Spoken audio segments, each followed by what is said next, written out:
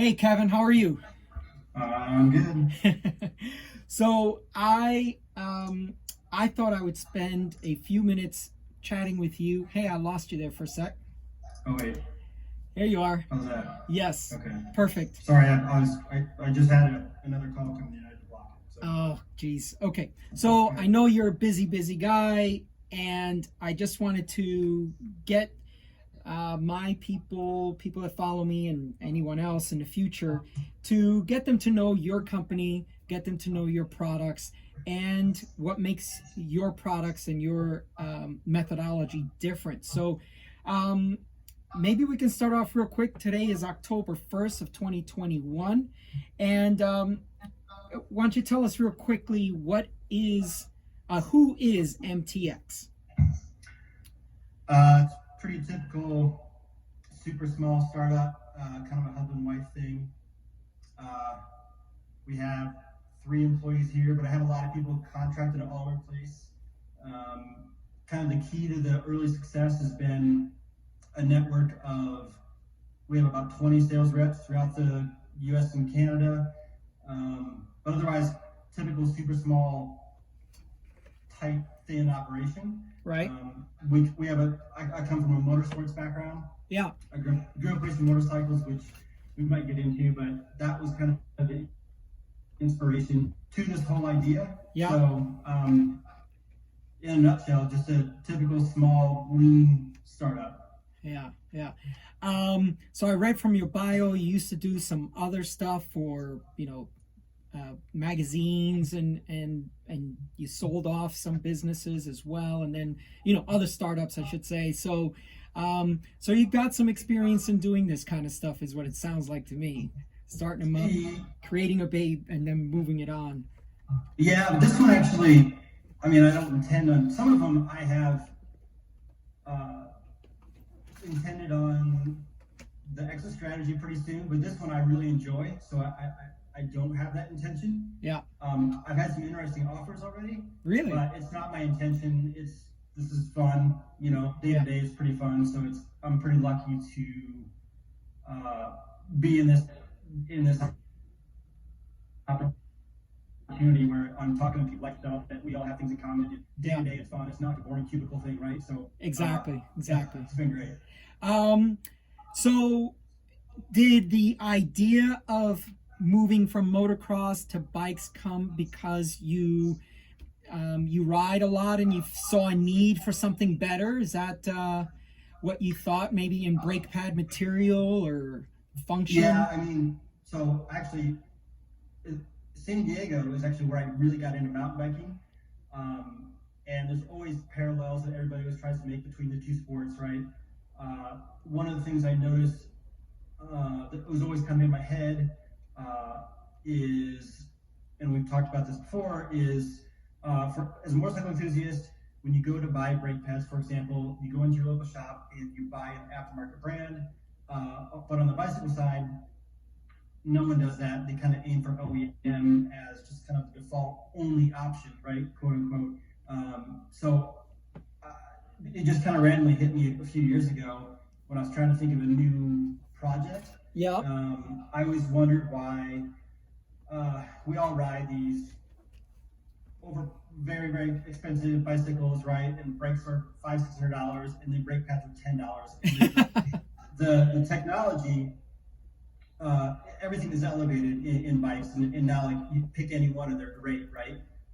But nothing is really developed on brake pads. It just, like I said, they just randomly hit me. So I was wondering about taking the technology from motorsports, motorcycles, and creating something for bicycles that were at the same level as the bikes themselves are now. Mm-hmm. And that's kind of the genesis of this whole thing. So I started doing R&D a few years ago. Uh, uh, like I said, automotive and power sports influence, and came up with what we came up with. Basically, you could do R&D for 10 years because it was hard to pick okay, is this good enough? And we had okay, this is good, let's move forward. Yeah. And get started. And it's grown a lot Yeah. fast. I wanted to ask, the ceramic Evo compound. How did you come up with that? I'm a car guy, so I know that with cars, a really high end spec would be to put ceramic brakes on them, to move away from, like, let's say the steel rotors and move on to a ceramic. So tell me more about that compound and how you came up with it. Like I said, it was an influence from the power sports. For power sports, you have like those different ceramic levels, and then a metallic, right? And on the bicycle side, there's organic, resinous, semi-metallic, which are essentially the same thing. It depends on what that manufacturer wants to call them. And then there's sinter. So there's basically two primary categories there. And I wanted to see how the ceramic aspect would work in the bicycle market. So we met with a manufacturer that has had 20 years of manufacturing only brake pads. And I said, hey, here's what I want to do based on this, this, and this. Here's what I want to feel. And then we just started kind of going back and forth and demoing ideas. I'm not an engineer. I'm not going to pretend to be. I may not even be the best test rider, but I kind of have an idea. I've ridden for a long time about an idea of what I wanted to feel. And we just kind of went back and forth. And that's kind of how it came about. It's just kind of, I wasn't in a hurry to get this thing going. Like I said, I spent a few years on it. Yeah. And that's how it came about. It's just kind of testing, and here's some ideas, and try this, this, and this, and then you talk to the actual engineer, right, at this factory and got their input. So I think we came up with something pretty unique. Yeah. Yeah. So you make two lines that are fairly, so it's a fairly basic product line. You have a red label pad. Yeah. So far, right. Whoa. Yeah. Yeah. So a red label and a gold label. Could you describe, who's the ideal rider for each one of these pads, and which way would you go depending on which circumstances? Yeah, the easiest way, this is always we answer this question 500 times a day. I know. Like the easiest way to describe it is to isolate who the gold best serves, and then the red label race model pretty much suits everybody else. So for gold, the original intention was e-bikes. I wanted a product that we could kind of latch on to that market as it shoots straight up, right? It's doing that, yes. Yeah. So I wanted the gold was meant for the heavier chassis, in the picture? 5-pound e-bikes. It also serves for the riders that are in that Clydesdale category. Yeah. 200 pounds and above. What it does is it maximizes heat efficiency. Yeah. It has a really great lifespan, but with the ceramic blend, it gives you kind of the best of both worlds. Right. It's still quiet. It gives you that nice feel. So I don't want that isolates. It basically suits everyone else. Okay. The red has a lot of different performance characteristics. It's super, super quiet. It has a very unique, smooth feel at the hand. Really, just a very smooth. It's hard to describe it, but it's a smooth feel at the lever. A lot of people gravitate to the fact that it's really, really quiet. That was a bit of a happy accident. Obviously, I didn't want them to be noisy, but yeah. The exceptional level of silence is what most people seem to appreciate. And then if you're honest with yourself, most of us are just average trail riders. That red label suits the broadest range of everybody else. I tried super hard to keep it simple. Like with those 3 bullet points on the back of the packaging. Yeah. This is gold's for, this is red's for. Obviously, there's no right or wrong. Those things can cross, but I don't want to be confusing. Yeah. Well, my personal experience with the pads, where I went ahead and placed an order for my shop, but then took a couple of sets and put them on my bike. And I've not really been a huge disc brake fan on road bikes. And the one thing you mentioned to me was, you know what, these pads might change your mind on that. And in fact, you were absolutely right. I mean, the quietness of those red label pads the like you said, that feel just made a huge difference, and it changed my mind on road disc bikes. They always made sense for the mountain bike side, of course, and gravel side. Um, would you say, like, let's say between red and gold, is there a difference in maybe weather conditions? Someone's graveling, would they want something that works better in wet, muddy climate, or like road cycling is typically very clean type of riding? What would you say there? Yeah, I mean, so there's a third category for the gold that we sprinkle in when it's necessary. So like your top level Cat 1 expert pro level rider would best serve the gold. The gold does, on the dyno, the gold does make more power. It does have better performance in the wet. Although I will say I personally still prefer the red no matter what because of the silence aspect. Yes. I have noise issues, and I can't ride a bike with any kind of noise. Yeah. It's very minute too. But yeah, on paper, the gold maximizes performance in several aspects. Yeah. Okay. You just mentioned the dyno. Can you maybe run through briefly how maybe you're testing that either the heat management properties or like that power modulation? Without giving away trade secrets, but just give some feel for that. Yeah, I mean it's a controlled environment, just like you think. It's a boring room with a dyno machine. So I don't. We do a few customers that want that data. Okay. We do have it. I do share on occasion, but in my opinion, feel is more important than what the numbers say. It's just like a motorcycle, and I always use this analogy.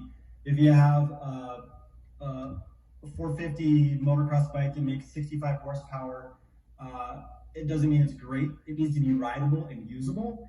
Same with your braking power and output. You can make tons of power, but I want it to be controllable. Like I have a big thing about control, so I try not to worry too much about the numbers and getting all caught up in the American way is more and more, bigger, more power, stronger, heavier, right? So right. I'm trying to get people to not think so much in that, because you'll get a lot of people that I just want what maximizes the power, because that's just what they think is, more is better by default. So I try not to focus on the numbers too much, and I want you to think more about control. Sure. One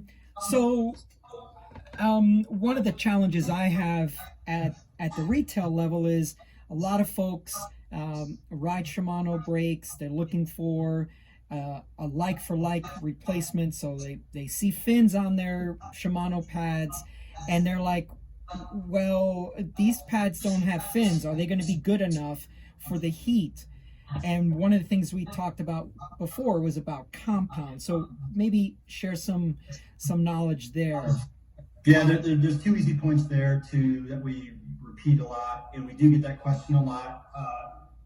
We like to say that our compound, the efficiency in the compound will outweigh what those fins can do. And then I use the analogy. I always go back to motorcycles, but I try not to, because I know that crossover can cause a little controversy. But those fins were used on cylinders on motorcycles in the 60s, right? It's not a new technology. It looks cool on the brake pads, but I would have rather solved the problem at the compound and not an assistant on the backing plate. So just bottom line is the heat efficiency should be addressed at the compound and not like an accessory extension. But we do get that a lot, but it's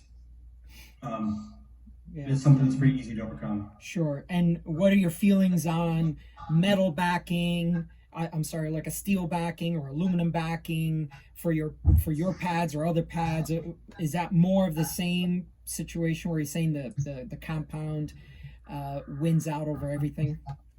Yeah, I do want to explore different materials for the backing plates eventually. But again, I want to focus on the compound first, because you can get into titanium, aluminum, other alloys to further address heat efficiency. But I feel like sometimes we overthink things, and we all like details, or some of us do, and we do get that question asked about alloy, backing plates, and whatnot. But steel is the most robust. It is managed heat well, and again, that's secondary. The compound is where you want to address it. But I will say that there'll be some exploration in that territory down the road. Curious if you benchmark your pads off of some OE manufacturer without naming any names. Do you kind of say, okay, well, that's what they do, but we do. I know that you said the numbers aren't that important, but statistically, some things have to be measured to see if it's better or not, right? So, do you do that, or do you just say, no, I'm really going for this, and if I do that, then I'll be better anyway? Yeah, the interesting thing is we've got a comparison between the Gold Label HD model and like a typical OE sintered. Yeah. A lot of people love the sintered because, again, on paper they make a ton of power, but they have this weird vague feeling when they're cold, right? And they're super loud. And so we do have some interesting numbers with our Gold Label HD in direct comparison to the sintered. And in most categories, they edge it, because I like to say the gold gives you the best of both worlds, the feel of modulation, but the ultimate power and wet condition performance, for example, which doesn't apply too much in your territory, but we do have those numbers. And I mean, of course, I'm going to say we edge out sintered in most categories. Right. There are some where it's really, really close. Okay. But ultimate power, durability, lifespan is a concern with a lot of people. Right, right. So yeah, we have those numbers. Tell me briefly about, that you mentioned it earlier about the OE and how people in motocross would never really ride a OE pad, replacing it. So, I get this question often. I'm just kind of curious how to say to them, you know what, it's okay to move away from the brand that you're riding for an aftermarket brand. What are your thoughts on that? Yeah, it's a funny stigma for us to address and get past. Like I said, in the motorsports world, it doesn't exist. You can go in and buy, for example, Brembo or Nissan OE brake pads at your local motorcycle dealer. Nobody does.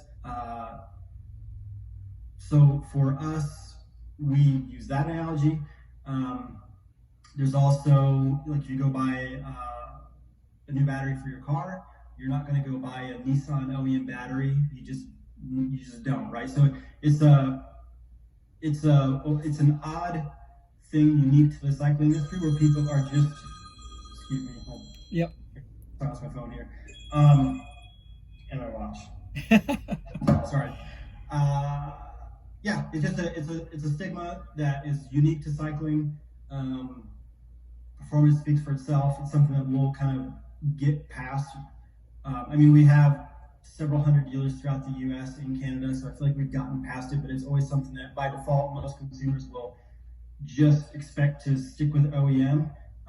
But our facilities meet the same standards as OE. It's a non-issue that we just need to address over time, and it'll evolve. I'm sure it will.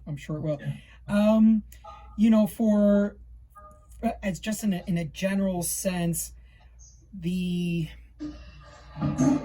when people haven't heard of MTX and maybe I want to make an association to some household names that they've probably heard of, share with me maybe some of the brands that have embraced your product for usage. Yeah, I mean, the first most notable that comes to mind is Specialized is stocking our product in what they call their concept stores. They have 11 of them from California to Connecticut, and about 6 weeks ago they actually approached us and wanted to start stocking our product, which was kind of the ultimate form of flattery, right? We also have Transition Bikes up in Bellingham. They just placed their first order 2 weeks ago to stock our product in actually they just built a new headquarters which has been big news lately. So they have their own like service center, so they're stocking our product there to service their own customers' bikes. And we've been approached by several other OEMs where they want to do R&D or they want to test. Like we have Spot Bikes in Colorado. They're another one, kind of a small little boutique brand that they stock our product as well. Yeah. So I feel like we've got enough at the OE level to give us all the credibility that we could ask for. Right. What do you? It sounds like you're mountain bike focused. So, what would you say is maybe your distribution, and from the mountain bike side to the road side, without giving away any real information, but just give me a feel of your mountain bike sales, your road bike sales. I've come to you for the road bike, but eventually I'm going to have to get some more mountain bike pads too. But go on with that. Yeah, I mean, by default in the beginning, mountain bike was kind of my focus just because what I do.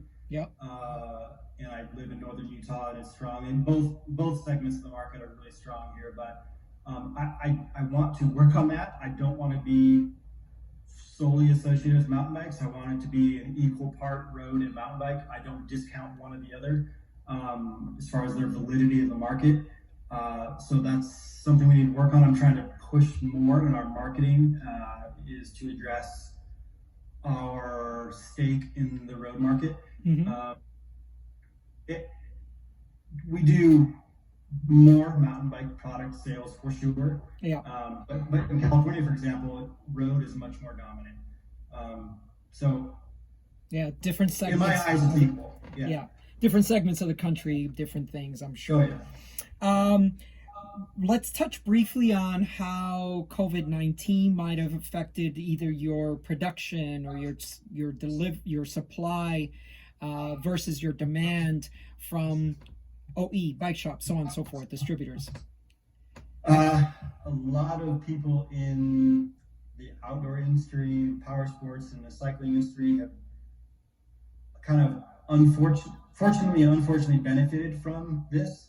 Yep. And I like to think that I never want to play the card like, hey, we've got product, they don't, so buy from us. I don't want to capitalize on that. I never have. I've told all my sales reps, please don't play that card. But we've certainly benefited. And as far as our supply, it's really been outstanding the whole time. We haven't had any issues with supply whatsoever. We do production runs pretty continuous. That was pretty hard to gauge in the beginning, so I had no idea how big of production runs that we should do when we're just kind of getting going early this year.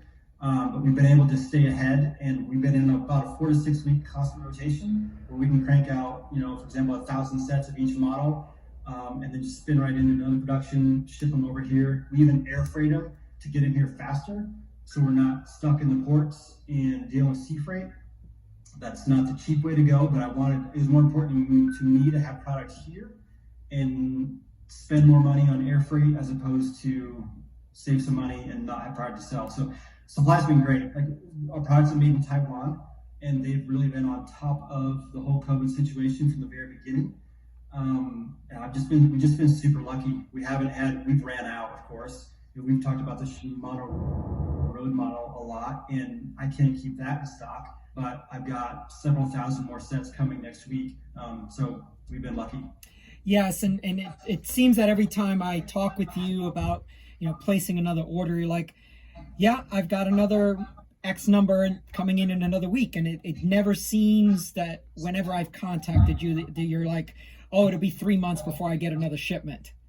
No, we've ran out of several. Like Shimano 4-piston is very popular, the Shimano road model, because it's one SKU for all of like GRX, RS Road, whatever. Every Shimano road flat mount caliper is the same pad, and we ran out. But for example, we're out of that right now in the red label model, but I've got more coming in exactly 8 days. Right. Yeah, but several thousand. Like last night, I finalized that, and we've got it going. So we've been out maybe a certain model for a week or two the most, but I've been lucky. Yeah, that's great. We all know the stories of everything else. Well, yeah, I mean, I can't get that Shimano flat mount brake pad I mean, they're talking May of 2022 and so on and so forth, and not even that. and no, yeah. Yeah. Right. Well, I don't trust the dates.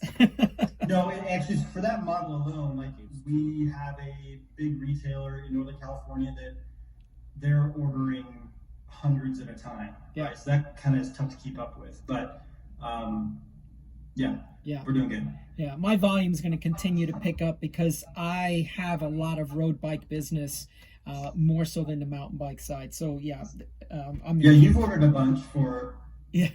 a shop your size. Yeah, exactly.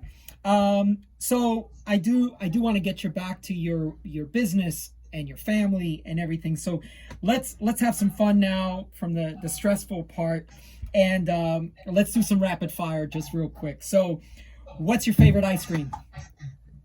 What's my what? What's your favorite ice cream? Oh, vanilla. I'm boring. What is your favorite bike trail? Any state, anywhere. Captain Ahab comes to mind in Moab. Yeah. Yeah. If you had a dream location for your vacation, where would that be?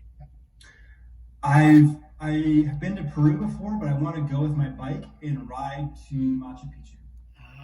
Yes. There's a really cool tour you can do from Cusco. Yeah. Or Aguas Calientes. Actually, Cusco to Machu Picchu that I like to do. Yeah. Have you ever done karaoke? No, that doesn't fit my personality at all. Yeah. And lastly, name the favorite meal your mom used to make for you as a child. What was your favorite meal that she made? It's kind of a joke here in my current household is Illinois. I'm from Illinois. Okay. So the cuisine there is... Is it cheesy? What did they do there? Yeah, honestly, this sounds terrible. My mom doesn't watch this, but I can't think of many things that I pine for now, to be honest. Yeah. You know what though? I guess like roast comes to mind. I still like that a lot. Right? Yeah. So that was a pretty traditional thing, like roast potatoes, things like that. Nice. So I'm from the rural cornfields of Illinois, so that's kind of a namesake. Right. Well, Kevin, I mean, if there's one last thing you want to say, here's your time, and then we'll close out so you can get back to your family and everything. Any parting shots? Oh, that puts me on the spot. I just really appreciate the business that we've done. All the customers, I talk to them every day. Matter of fact, I just had somebody email me right now, wants to call and ask me a question. I love talking to everybody. I really enjoy what I do, and I just feel pretty lucky. Yeah. Well, Kevin, thank you so much for your time. I appreciate it. I know it's a very stressful time for you, but I appreciate that you took a few minutes to chat with me. Yeah, cool. No problem, George. All right. Take care, Kevin. Bye-bye. Yep. See ya.